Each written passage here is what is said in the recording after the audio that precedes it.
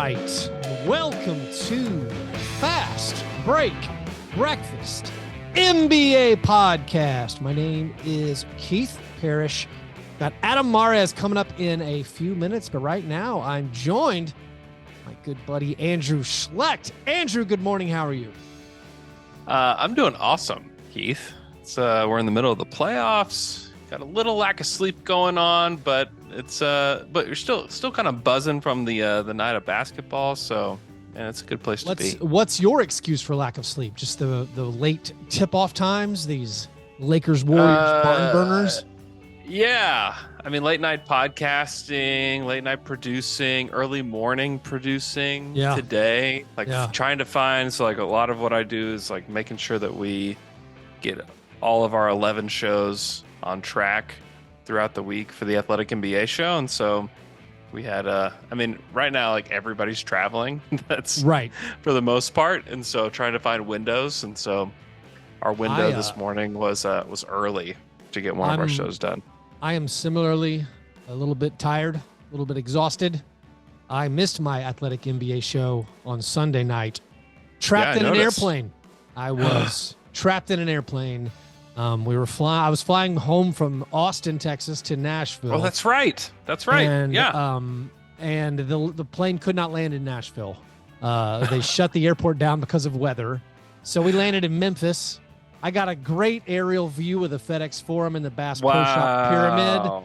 Wow. And then we stayed in Memphis for a few hours. And then the Nashville airport's like, okay, now everyone can come back. And it was a traffic jam of planes. And like we landed 5 hours after the flight was supposed to land. We sat on the runway because there's no gates. And it was a whole nightmare. I'll get even more into it on a later episode of Fastbreak Breakfast this week. Did you shave for your bachelor party? So I have shaved. I am in mourning of Dylan Brooks being gone. I rended my beard. I've been wearing sackcloth and ashes, and I tore my beard. That seems right. It's an article of my faith to shave my beard when Dylan Brooks leaves your team. Yeah. So I ended up getting in at I believe I got home at 3:30 a.m. for a flight that was supposed to land at 7 p.m. Cool. It was, so I'm still, and like there's no break because my trip to Austin was vacation. That was relaxing and fun. Yeah. So now I'm supposed to hit the ground running with the small children and the school and the packing the lunches and podcasting. Yes. Yep. So I'm struggling to be honest. Yep. What was your breakfast though? Have you had any? You get any wake up beverage or? What's your breakfast? Yeah. So every other Tuesday, I meet with a friend for breakfast at a local diner, and I got a banana nut oatmeal. This morning at a diner. It was delightful. It was good. Sounds very, very fancy. Well, yeah. Let's chat a little bit about the games that happened on Tuesday night, and then let's go over this these NBA all-rookie teams, which were released. I do not believe they're controversial, but we will still acknowledge what happened with the all-rookie teams. First off, this whole playoffs that has us both exhausted, it feels unique, and I don't think we're a prisoner, or I'm a prisoner of the moment. Like, this has been a weird playoffs. We have an 8 seed up 3-1 in the second round. We have a 7 seed up 3-1 in the second round. A lot of weird stuff. This Heat team, I don't comprehend exactly what's going on. They are 7-2 in the playoffs now. That's basically their best 9-game stretch of the entire season. One of those games without Jimmy. Yeah, they're 7-1 when Jimmy Butler plays in the playoffs. When they won 4 straight playoff games, the final 3 games against the Bucks and game 1 against the Knicks, that tied their season-long win streak. I believe it. Their regular season 4-game win streak came against the Pacers, the Thunder, the Spurs, and Rockets. Was that in January or something? What? Yeah. I think that was in January. That's just wow. Yeah, it was a while. This team is peaking. Jimmy Butler is just now like the best player. The Knicks, who frankly surprised me by just destroying the Cavs. Suddenly look like, oh yeah, this team isn't any good. What's going on? Yeah. Like, what are your takeaways from, I guess, what the Heat are doing, and I guess the related, what's wrong with the Knicks? Yeah, the Heat are doing everything the Knicks were good at, but doing it better now. Like they're out rebounding them like crazy. The offensive rebounds last night, the Knicks should feel embarrassed losing that game because the Heat handed them the game in the fourth quarter. They missed all 9 of their threes. They shot like 27% overall in the fourth quarter. And all the Knicks had to do to win the game was rebound. That's all they had to do. Just put a body on somebody and rebound. And they did not do that. It was Kyle Lowry on the floor, diving for loose balls. It was Caleb Martin. I think he had 3 offensive rebounds in the fourth quarter alone. They should feel embarrassed because this is something that the Knicks did all season, is that they were one of the better rebounding teams in the league, both offensively and defensively, and they could not put it together. And had they just rebounded the ball, we'd be talking 2-2, heading back to MSG, what's going to happen in game 5, but instead it's 3-1. And I don't know. I don't know anybody that thinks that the Knicks are going to actually make this happen. You look at Julius Randle after the game and the way that he talked. I have zero belief that they think they can do it. So it's just wild because this is a Heat team that is starting Kevin Love in 2023, a guy that the Cavs just said, you know what, we're good. I can't get over. Go do your thing. Just the lack of like blue chip, what you call blue chip talent. I mean, Kevin Love, in his career, all NBA, all star, top draft pick. But then the rest of the Heat's roster is just like the undrafteds, the free agent acquisitions. Like we traded for Kyle Lowry. He was pretty bad all regular season. You're a bench player now. Oh, you're good now again. Like you regained your footing in the postseason. Yeah, the Knicks, they're not getting a lot from Julius Randle. Emmanuel quickly missed this game on Monday night. So, yeah, I mean, this like super fun, great season. It's one of those things, if you're a Knicks fan, like you're so ecstatic about the season, but you honestly, you wish, if you're going to go out like this, you wish you're playing the Bucks. Like if you get smoked by the Bucks, you're like, you're still high-fiving all your buddies. You're like, what an incredible turnaround for our franchise. We feel great. Yep. But to lose to the 8 seed, hated Miami Heat with Pat Riley sitting over there, like that's pretty brutal. And Tyler Hero going out. Well, I mean, like that's some of their best part of players. my agenda, Andrew. This is actually very good for my brand. Okay. The Heat, I've had a long rivalry with Tyler Hero. The Heat being great without him, that works for me. It gives, Max Strus, who's been really good for the Heat, a chance to kind of shoot more. Gives Caleb Martin some more shine. Lowry. I mean, it's one of those things. Is it one of those things where it's like, all right, all of a sudden, I mean, Duncan Robinson had a bad game on Monday night, but like all of a sudden, if you're getting even more minutes, is it easier to shoot? Like if you're a Max Strus, when it's like, all right, if I'm off, I guess I'm going to lose most of my minutes. I'll lose maybe a lot of my minutes to Tyler Hero. I don't know. It's weird. Maybe just replacing Tyler Hero with good defensive players. It helps. Maybe guys that try. It's the trade. Some of those guys aren't even good. Like Max Strus is not a good defender, but he tries. He does try. He tries. Yeah. Let's talk about the underdog grit and grind Lakers, who have now gone up 3-1 on the Golden State Warriors. What is happening? The Lakers made 6 3-pointers. They've now won 2 games where they made 6 3-pointers against the Warriors. Unreal. By the way, the only other team to win 2 games in a playoff series against the Warriors making 6 or fewer 3-pointers was the Grit and Grind Grizzlies in 2015. Wow. So wow. The Lakers are doing it with the defense, with the rebounding, with just they didn't block shots.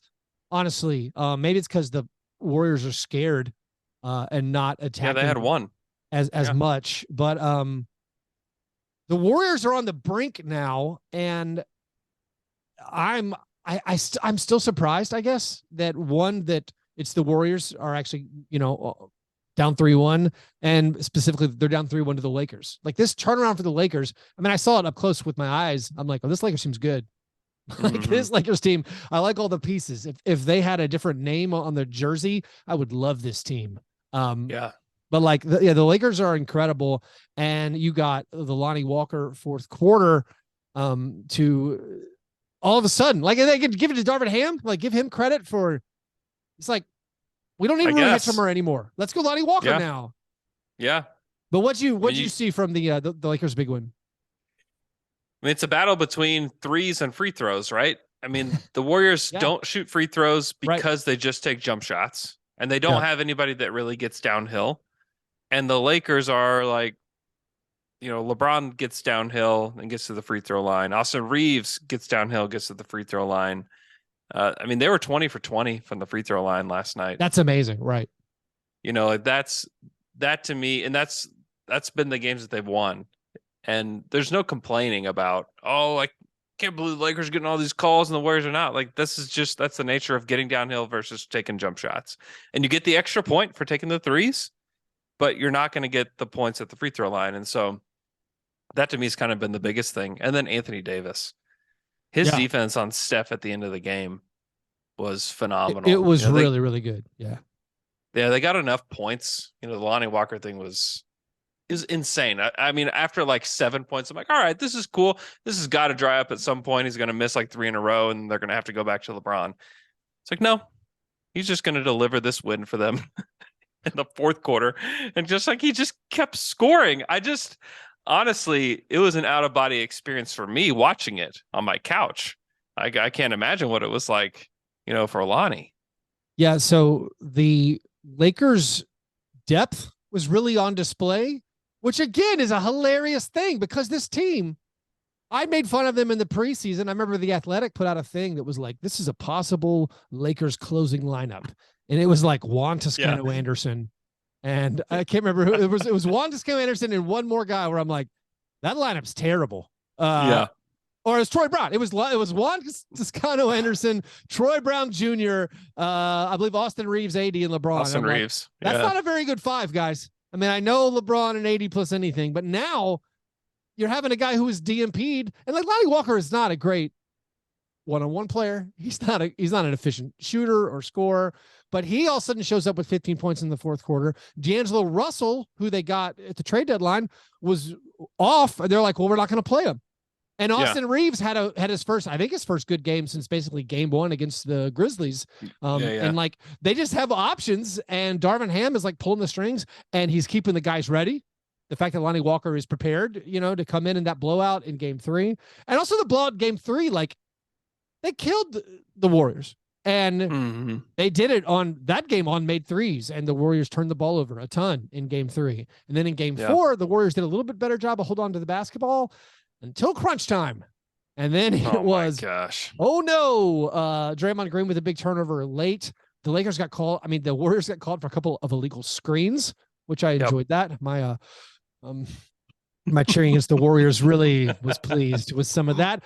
Steve Kerr was pretty upset after the game, saying it was gamesmanship by the Lakers to sell the calls. And I thought this was like, as far as like, if I'm going to be like a big market critic or someone who's like, I'm just cheering against the Lakers and the Warriors. When I see the Warriors getting all these calls, it was the like immovable object against unstoppable force or something, like, because all of a sudden it's like, well, the Warriors normally get calls, but what about the Lakers? What if the Lakers flop? Do the Warriors still get the calls? I was like, nope. Lakers flopping because like Schroeder went down hard. You can watch the video of this illegal screen. He goes down hard after running into a screen that looked honestly okay. And then once the whistle is called, like he stops holding his face, stands up, and is happy, and it's just like, I have no sympathy for Kerr talking about gamesmanship and how the officials were tricked, but I did take delight in the fact that it was the Lakers being the ones that were doing it, I guess. You shouldn't be allowed to have those kind of opinions or rants when Draymond Green is on your team. Right. Like you should Draymond's illegal screen, very illegal. And they've been illegal for a decade. Yes. And you know what? Like, some of the best screeners. Fred Katz and I were talking about this morning. The best screeners in the league all set illegal screens. Every single one of them. Yeah. And they just find different ways. And that's what really good players. Steven Adams does. Like Steven Adams is like the king of doing these little things that the officials don't notice that aggravate the other team, or just find some way to get an advantage that's outside the rules. And every great team does it. Every single one, including the Warriors. So I'm a big believer in this Warriors team that they need to ride and die with Kevon Looney. They've been struggling. They feel like they have to play small. They keep switching the starting lineup. They put in Gary Payton 2 to start game 4. I mean, you look at Gary Payton 2's stats, they're amazing. He made 7 out of his 9 field goal attempts. But like they can't figure it out exactly what's going on. Clay had a bad game. Jordan Poole basically out of the rotation. I mean, the Warriors move. The Warriors being down 3-1 and everyone agreeing Jordan Poole is bad, that's a double win for me. I know I should be more objective and less of a hater, but man, that's been delightful. But then also clutch time. You had Steph Curry with a hilarious turnover after a jump ball where they let the wrong guy jump. Klay Thompson ties up Anthony Davis. They put Andrew Wiggins in the jump circle.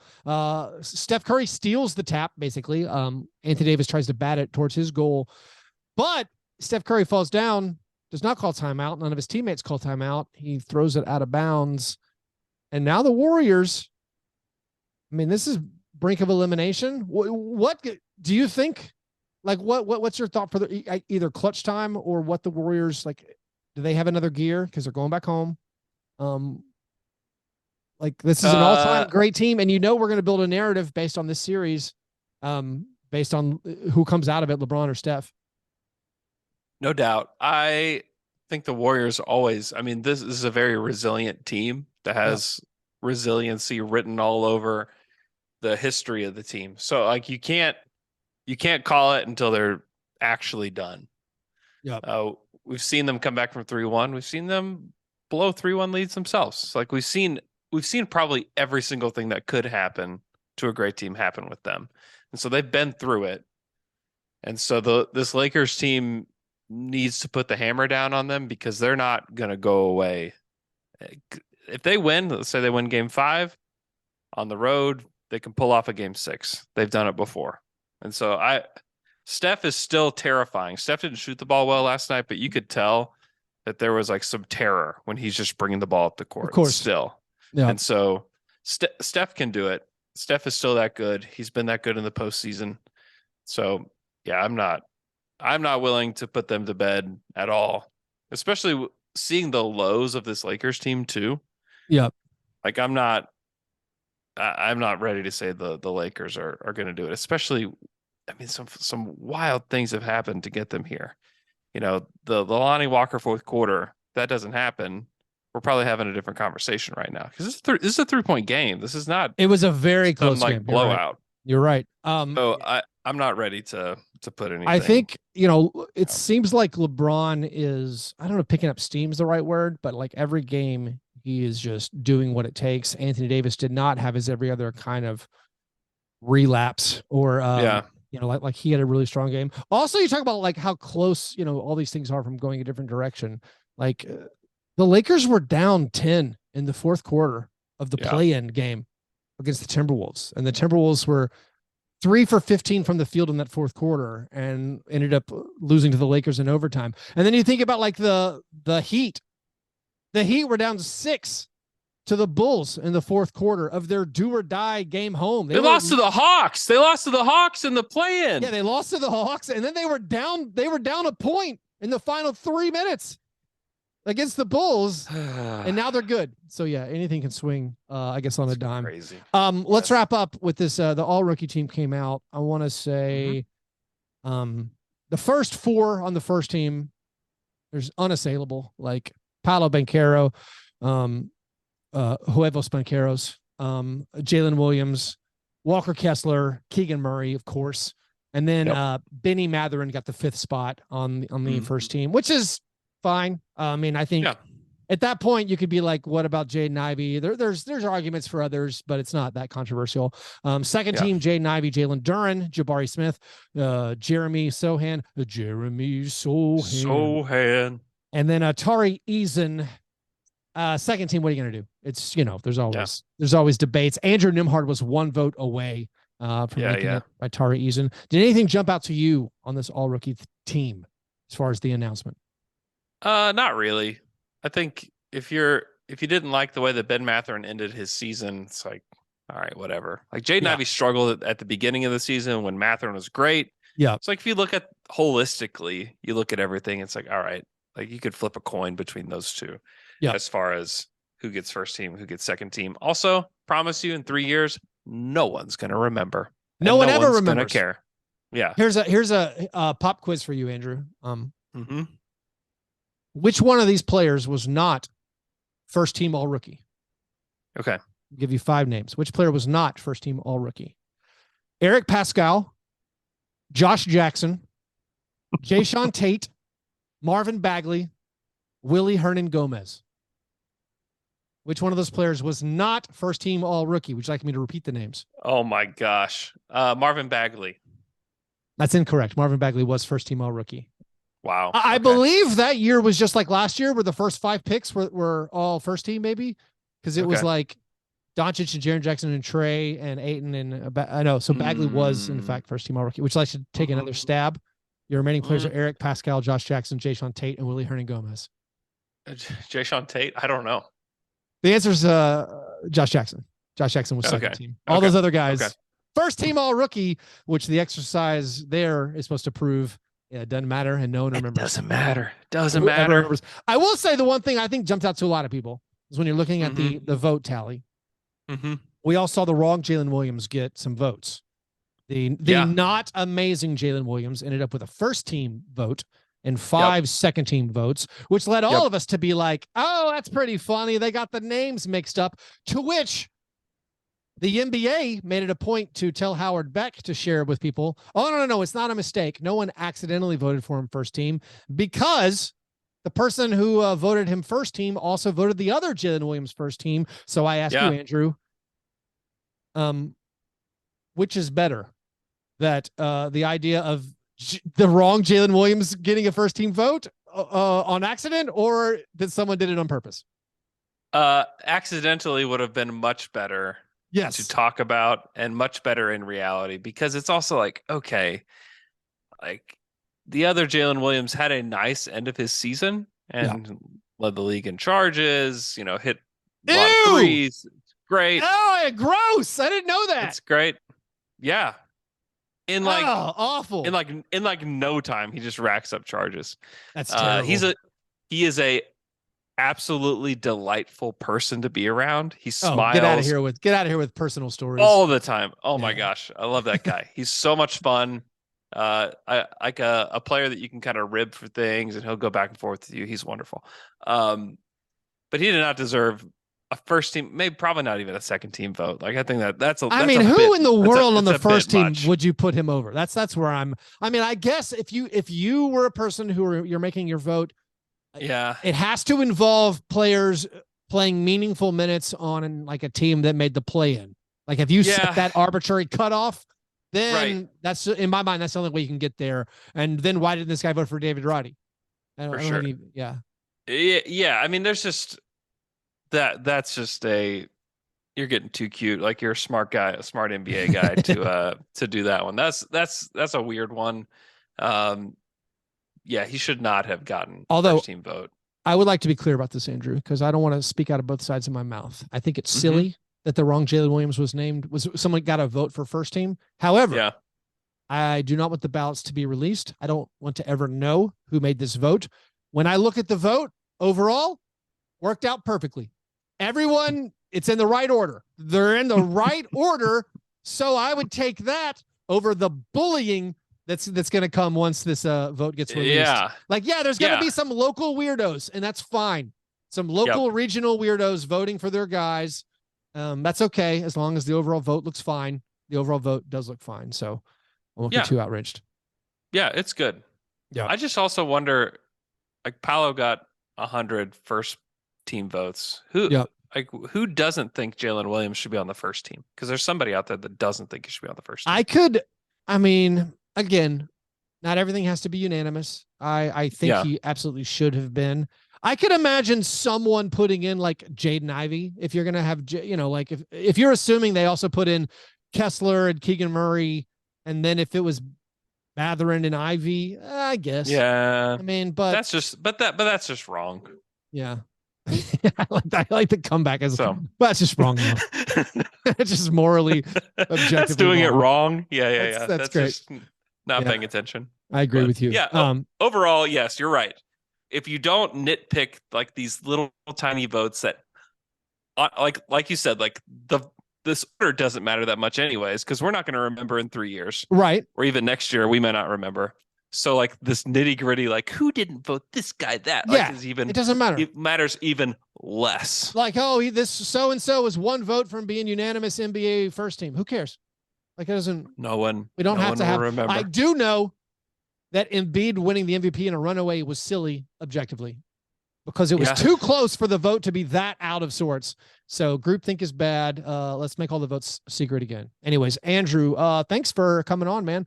Always a pleasure talking basketball with you, and I look forward to the next time. Yes, there will be a next time very soon. I can feel it. You got it. See you, man. See ya.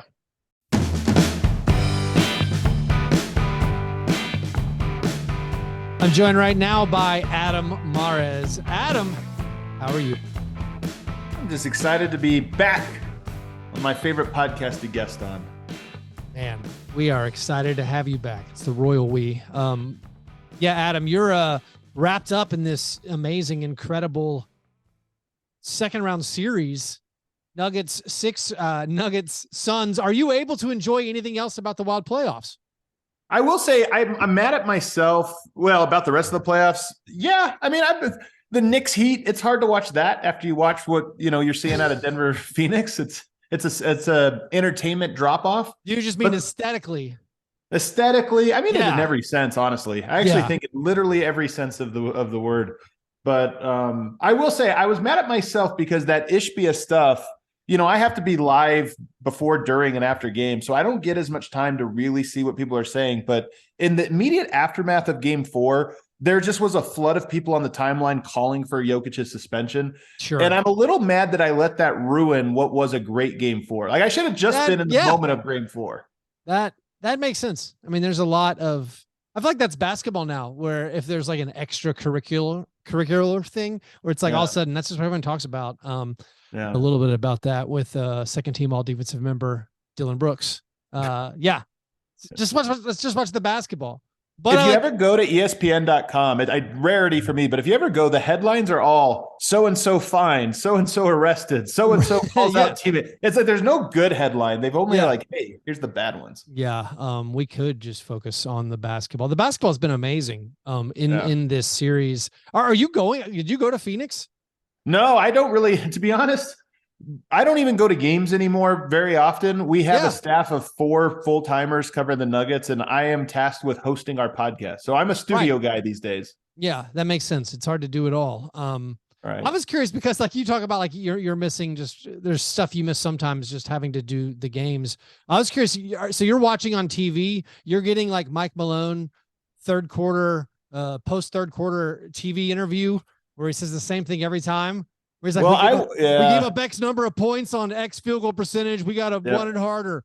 He loves the numbers, man. Mike is like such a number, and he's always dead right. No matter how obscure the number, he'll be like, in transition, we give up 42% in the corner on passes, two passes, and you're like, wait, what? He always has the number. But I will say, I'm at the bar, man, so I don't even hear those. The bar's too loud. The DNVR bar is going too crazy. I can barely hear the game even. So speaking of the numbers, here's one of the questions for me as someone who is also obsessed with NBA statistics and such. Have Jokic and Devin Booker just broken stats? Like what do the stats even mean anymore? Like I'm looking at what they're doing. Jokic is averaging 36.5 points and 14 rebounds and 9.5 assists, and his stats are worse than Devin Booker's. And I think he's averaging more points. I think they're basically the same. I'm putting like right now, Devin Booker is over 60% for the entire playoffs and averaging 36 points per game. What am I supposed to do with those numbers? It's wild, man. I mean, he's good. And one of the things about Devin Booker is he shot 35% from three this year, which is not that great of a number to what you would expect. But he always goes through hot streaks. It's not hot games. When he gets hot, it usually lingers for a long while.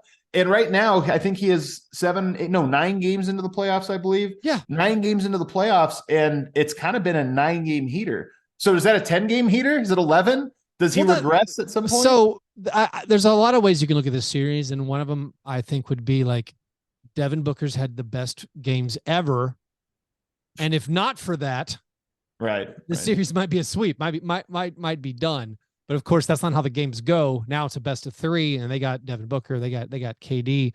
You talk about the heater. Like here's a couple stats here. So in 3 of Devin Booker's last 5 games, he's posted at least 35 points, at least 9 assists, while shooting over 70% in every game.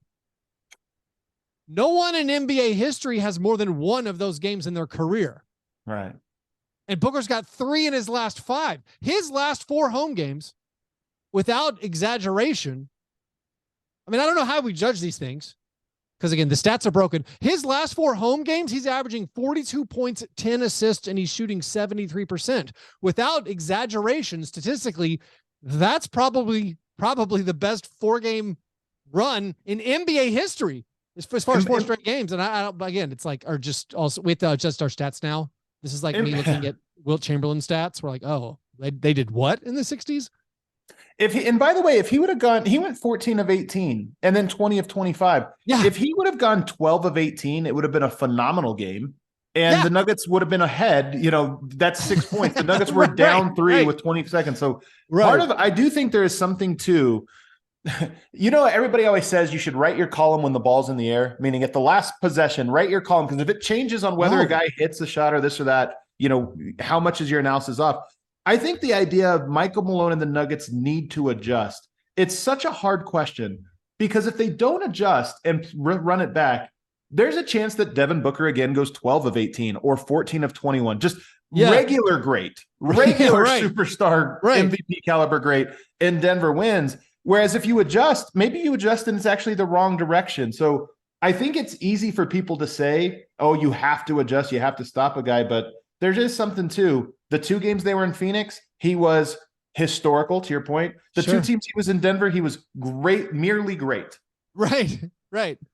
Yeah, no, I'm with you that it seems like merely great is not good enough. As far as adjustments though, like, do you at least some point, if you're the Nuggets, maybe it's not your coverage of the Suns specifically, but do you do stuff? Is there anything lineup wise that you feel like you can change? Because like those road games, your bench has given you nothing. And I mean, outside of Bruce Brown or whatever, like, it's just like, is there less? My thought is like, can we get less Michael Porter Jr.? I know he's valuable, and I know interesting. I like the KCP and Bruce Brown with Jamal Murray and Gordon and Jokic. I think on this, I haven't actually heard anybody advocate this one. So, but I'm against it for one reason. Yeah. This is an overarching philosophy about the NBA right now. I mean, part of this is the numbers are historical and it's awesome, but part of it is we're also seeing this right now from everyone. I mean, Jalen Brunson is also putting up historical numbers. How do we quantify it? My theory is that there's not really great defense in the NBA. There's just length. And that's 90%. It used to be 50% of defense. I think it's like 90% now. So for me, one of the problems I think Denver is having with Devin Booker is that he's big, he's very skilled, and guys like KCP and Bruce Brown are just too small to bother him. They're sticking with him.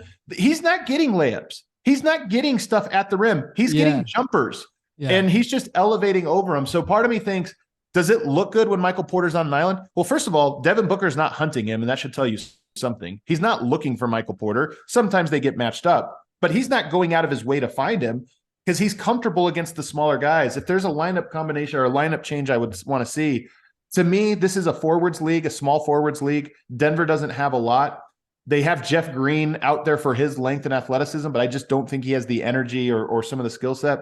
So I would replace him with Peyton Watson. It's a little bit crazy, but Peyton Watson is an incredible defender. In his limited minutes this year, he's looked like an elite defender. I would give him, and again, you don't count on a guy like that, but I think you would give him 3 minutes in the first half, 3 minutes in the second half, just as an extra body, because again, the margins are so small for Denver. You just need to limit him to 1 or 2 fewer buckets. And if he can go out there, I'm sure Devin Booker doesn't really know Peyton Watson. You just put mobility and length on him and see if it disrupts him for 1 or 2 shots. I mean, and this is you're advocating trying Peyton Watson instead of Jeff Green, or like extending your rotation. Okay. Yeah. Well, part of the problem is if you got Jeff Green out there, and it worked for a while because, again, length was the important thing. Phoenix has adjusted by putting shooters in the corner. So they've gone away from Torrey Craig, Josh Okogie, the defensive players, and said, we can't stop Denver. We punt. Let's put our offensive players out there, and Denver can't stop us. And Jeff Green now, rather than just having length and isolation, is having to rotate out and do different things. He's not good at it. And then the second part, and I know people listening to this will say, man, you're real desperate if you're going to go to Peyton Watson in a playoff series against some of the best scorers. The third best player for the Suns in the series is Jock Landale. He's changed the series. And you think Jock Landale, but absolutely, because he has been a beast on the boards. And Jeff Green, being caught between running out on the corner or rebounding, is taking advantage of the 2 things he's worst at, rebounding and mobility, sprinting around. So that's why I think Peyton Watson just gives you more energy to mitigate some of the things Jock Landale does. And you don't want to do any like sizing up, dust off Thomas Bryant. And so here's the thing. Yeah. If you can solve Peyton Watson, but I think it actually would take a little bit of time. Like if you're putting him out there for 3 minutes, how much do you put a game plan together for a guy like that? I think the game plan is more on the defensive end. Do you guard him? Do you try to funnel the ball to him? If you put DeAndre Jordan on the court or Thomas Bryant, the adjustment is automatic. You don't need a practice. You say, oh, put him in pick and roll. He's not all DeAndre Jordan or Thomas Bryant can do is deep drop. Devin Booker gets a screen and he rolls to the free throw line and hits wide open jumpers. Kevin Durant, wide open jumpers. That one I don't think works. Yeah, that makes sense. So your thoughts on that trade? Not feeling great about it. As far as the big move to bolster the bench, Reggie Jackson, how's that working out? So that's actually something that's interesting. If you look at Phoenix, in game 1, they tried Okogie and Torrey Craig and Landry Shamet, and Shamet got murdered. In game 2, they tried Cameron Payne and TJ Warren. TJ Warren came later. Cam Payne and Jock Landale. Jock worked, Cam didn't. In game 3, they tried TJ Warren, Terrence Ross. TJ Warren worked. And then in game 4, they went to Jock Landale, TJ Warren, and Landry Shamet. It took them 4 games of experimenting with a ton of guys. By the way, they also tried Ish Wainwright somewhere in there. They tried 11 different guys before finding the one that works. And one of my criticisms of Malone, I think he's actually had a good playoffs, but one of my criticisms is he never trusts any of those guys in the regular season. The Nuggets are 9 games into the playoffs. They have only played 8 guys. Nobody else has cracked the rotation in a meaningful way. Yeah. So to adjust now on game 10 of the playoffs, I think this is one of the values of just playing a lot of guys, is then you're more capable of adjusting to whatever the situation calls for. Denver's going to maybe do that tonight, but it will be a little bit weird that if they play any of the guys we just talked about, it'll be their first minutes in the playoffs. Yeah, and that's a hard position for any player to come in and succeed. And like we saw the Lakers, like they have played a lot of guys and they've worked some guys in, and every now and then a new hero steps up. Like Lonnie Walker was out of the rotation in the Memphis series, and then he comes through. Denver not really enjoying the fruits of their depth, if it exists. It's really funny because the first 2 games of the series, the broadcast kept talking about Denver's depth. Like, I believe it was Doris Burke just being like, oh, they get you with the waves of depth. And I was like, it's not anything I would have ever said about these Denver Nuggets. You mentioned Jock Landale being the 3rd best player for the Suns. That is you think he has been a much better option than Ayton. I mean, Ayton, to his defense, made some big plays down the stretch, including an uncalled foul on a jump ball with 30 seconds left or whatever. But like, do you think, is it just the hustle guy is basically all they need necessarily in a big, and so, or Ayton's in a bad spot? And it's circumstantial. I mean, the thing is, if Jock Landale and Ayton switched places, I think Ayton would look good, right? Because Jock would be the one tasked with trying to hold Jokic below 50 points. Yeah. So Jokic is destroying Ayton in one-on-one coverage, and they're trusting him. and it worked. I'm curious to see if Phoenix tries to double team Jokic tonight, or if they say, hey, he scored 50 last time and we won, so maybe we just stick with it. That's interesting. But Jock's job is different. Jock's job is to outplay Jeff Green, not Jokic. Ayton's job is to try to stop Jokic. Right. Jock's is to try to stop Jeff Green and then to punish him. And so far, he's been doing it. Well, that's the takeaway where, I get carried away by plus minus sometimes, and people are like, oh, look at the Ayton against Landale plus minus. And like you're saying, well, Ayton's playing Jokic, like it's not it's not a really fair comparison. Is there any more that Jokic can do? I guess it's been home court so far. Maybe the Suns are comfortable with him scoring 50. I remember there was a series back in the day when some team was like, let's let Steve Nash score every point. We're not gonna let him get any assists. And he scored a ton, but it was an okay strategy. Can Jokic do more as far as what if he actually doesn't sub? I know he played what, 61 minutes that one time or 60, 63, I thought 63 of 65. Yeah. There's, or 65 of 68. There it is. 65 of 68. Offensively, I don't think there is anything more he can do. I mean, 53 points. People don't realize Shaq never scored 50 in a playoff game. Right. Jokic just put up 53. Yeah. And by the way, he didn't really get started till the second quarter. So it was an unbelievable offensive performance. And oh, by the way, Denver had a 132 offensive rating. The problem was not offense.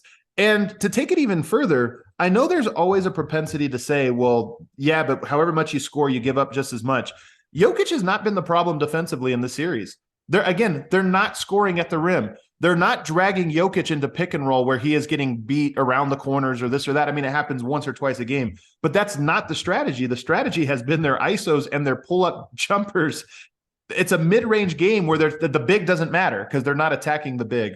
So I don't know that there's anything more he can do. I will say, though, I believe the Suns are going to try to cover him the same way. And I was so happy with how aggressive. Jokic is not always that aggressive. He doesn't always look to score 50.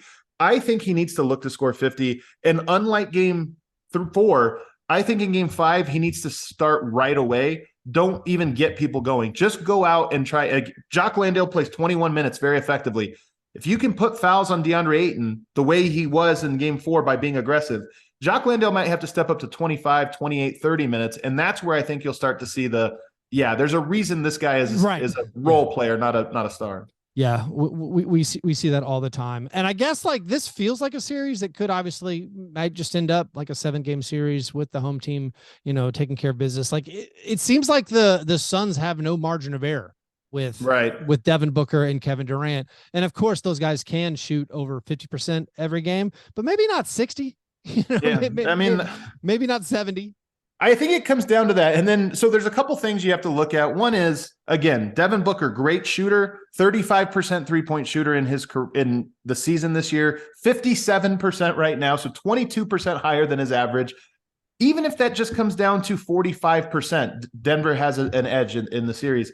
But I will say, I said the same things about Jordan Poole last year. And by the way, I was right.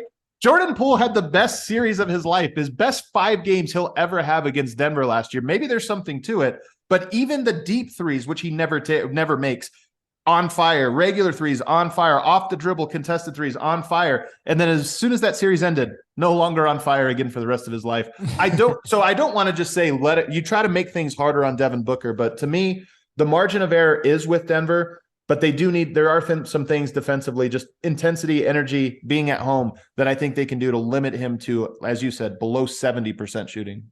Right. Well, let's wrap up here. The all defensive teams just came out, Adam. We have my guy, Jaren Jackson Jr. on the first team, along with Drew Holiday, Brooke Lopez, Evan Mobley, and Alex Caruso. Very interestingly to me, Dylan Brooks made second team. So we got Derek White, Draymond Green, OG Anunoby, Dylan Brooks, and Bam Adebayo on the second team.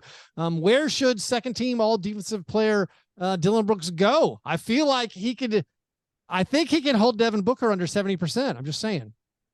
So Dylan, to Denver. Oh no, there's no chance. There's no chance. Shot selection so big in Denver, and unlike Ja Morant, we do care here in Denver how guys should. I will say about Dylan Brooks has joined Rudy Gobert to me. and a guy that I hate as much as everyone until a point when all of a sudden the hate turns so much that I actually feel sorry for him. So now I think I am now pro Dillon Brooks, not because I like him, but because as an overcorrection to society going so hard against him. I pointed that out during the nadir where I was like, I think most people hate Dillon Brooks, but like when he was like 3 for 15 in the game, I can't remember which game it was now, but like when he was 3 for 15 after all the stuff of calling out LeBron, I'm like, this is now uncomfortable. This has gotten to the point where it's like, dude, just make a shot, man. This is hard to watch. This is how I feel about Gobert. He is very annoying. And he is a bit overrated in terms of his impact, like in a playoffs. There's reason to question, but he's not that bad in a playoffs. People act like he's all of a sudden turns into Enes Kanter in the playoffs defensively. He's still one of the best defenders in the NBA, and he's not that annoying. Yet everybody hates Gobert. There's nobody that likes Gobert. And I just think, man, we overcorrected, I think. Yeah. The one thing, going back to the all defensive team vote, the strangest thing is like, only 10 guys make it. So there's tons of amazing players who don't make it. Like Marcus Smart just missed out. Giannis missed out. Jaden McDaniels. Anthony Davis, who's been the best defensive player in the playoffs, he missed out because he missed out for not playing in the regular season. He played more than Jaren. But the thing that's weird is the voting because of position. That like Giannis got 16 first team all defensive team votes, which is more first team votes than like most of the second team got. Yeah. But because he's a forward and I guess Dillon Brooks is a guard, it's all very weird. I will say though, Giannis to me, I love Drew Holiday. I love Brook Lopez. Neither one of those guys looks the way they do defensively without Giannis there. He's the one that to me. So there's a big part of there are guys that do their job well, but what allows them to do the job well? And I think Giannis might have gotten the short end of the stick on that one. Yep, certainly. Well, Adam, thanks so much for your time and stopping in, giving us some updates on the Nuggets. I mean, I have to ask, everyone wants to know though, going back to the Jokic Ishbia thing. If David Stern were still commissioner, is Jokic playing in Game 5? Man, no. I mean, was it less egregious than the Phoenix Suns one with Steve Nash getting hip checked into the scores table? I think these things are kind of even. The one thing I'll say is Ishbia would have also been kicked out. I think there would have been some heads cracked on all fronts of that in just a different way. I'm still very surprised. I'm biased as of someone who cheers for Jokic and the Nuggets, but like, I'm still very surprised the league did nothing to Ishbia, or like, will we get a leak of like the NBA has sent a message to all owners, about decorum? And I mean, you want to know something funny? Look, I'm obviously biased on this, so take this with a grain of salt. Yeah. Jokic, over the years, we've all tried to like figure out his psychology and this or that. I'm guessing you've never seen this obscure 70s film Being There. Have you ever seen it, Hal Ashby? It's this movie where I haven't, but I know it. Yeah. This character just says that he's just a normal gardener, but everybody misinterprets him to think he's saying something profound, and they read into what he says, and he ultimately like goes through life, becomes this major celebrity. I think Jokic is the same way. I think he literally wanted to get the basketball, literally tried to get his hand on, like all of these things. And I'm not saying did he break a rule that is written in like, hey, we have to go by the letter of the law. But when people are questioning, what are you doing? Why were you trying to get the ball? I think Jokic just saw a guy and said, hey, I can fast break this. Let's go. Let me see if the ref will check it with me quickly. Right. By the way, there are video examples of Jokic doing this. And people will say, yeah, but a ref will wait for a player. A ref will look to see if a player needs help. And okay, we'll let him get up. And sometimes he'll look and say, is that player just taking his time? If he's taking his time, check ball. It's live basketball. Well, and I think Jokic was like, hey, maybe I'll get lucky here.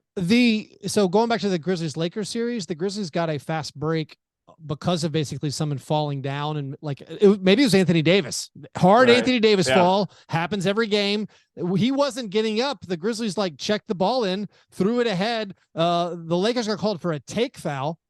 Everyone was irate. Perfect. We were like, well, that letter of the law, that was a take foul. As clear as a take foul could be. They're like, well, they did it because Anthony Davis was hurt. Yes. Right. The NBA does not stop play for injury. It has to be it has to be a head injury or something horrific, like truly horrific. Otherwise, the rules are well, then you can fake injury all the time. And so people will notice this now. Like, the refs will check it in. If you get the ball back to the referee, they will check to make sure all the officials are in place. And if so, they will bounce it back to the guy, to inbound it. So I do. Yeah, and Jokic, if you'll pay attention, Jokic does this every time someone falls. Anytime someone falls, Jokic will see it, run, get the ball, throw it, just to make that guy have to sprint back down court. So it's not unusual. And then conversely, one of my favorite things, like there's all these little things Jokic does that are just fun for the hipsters. Yeah. When the Nuggets are up, say 7 points in the fourth, it could be 8 minutes left in the game. Jokic will take 20 seconds to inbound the ball because the shot will go in and he'll act like he didn't see it and he'll look around like, where's the ball? Oh, it's over there. And he'll walk slowly to it and then kick it on accident. And the ref won't start the 5-second count. He'll waste 20 seconds by the time he finally picks it up. It's the version of the Chris Paul, Marcus Smart, John Morant time wasting thing. Although he's doing more like a Mr. Bean bit. It really is. Oh, I'm so clumsy. Like I've seen him reach down for the ball and then kick it and be like, oh, I kicked it. Like I gotta go pick it up now. And then once you finally pick it up, you bounce it to the referee. Yeah, exactly. You're like, we don't do this in our sport. You don't have the referee isn't supposed to touch it after a made basket. But then you bounce it to the referee. The referee was like, no, you take it. And they don't start. Like, oh, that's right. They don't start counting yet.